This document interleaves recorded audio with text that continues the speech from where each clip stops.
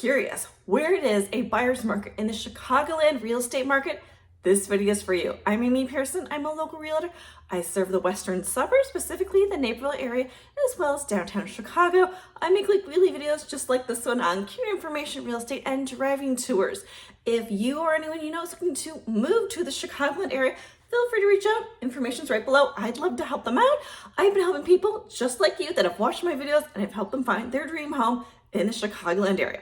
All right, so today I'm gonna get started on where it is a buyer's market. Yes, it is mostly a seller's market in the Chicagoland area. I have found a few areas that is a buyer's market, and we're gonna go over what is a buyer's market, seller's market, and where there's some opportunities for buyers in the Chicagoland area. And I'm covering city and suburbs.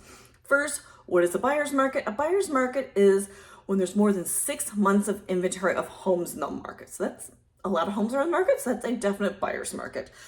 There's also a balanced market, which is 4 to 6 months inventory.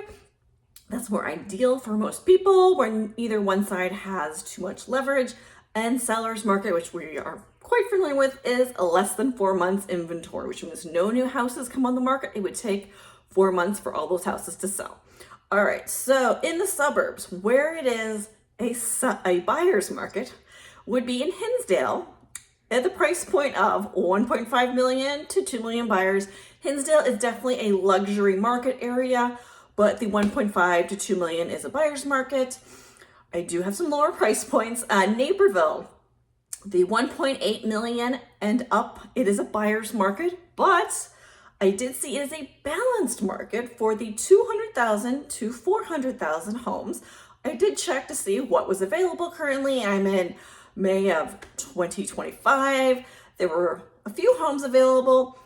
They are around 900 square feet to around 1,300 square feet, possibly a good starter home. And another buyer's market would be Plainfield. This is another suburb, a little further out. This one is a buyer's market for 800,000 to 900,000. And if we're still in the suburbs, I'm going to discuss some suburbs that are maybe buyer emerging opportunities if you're a buyer.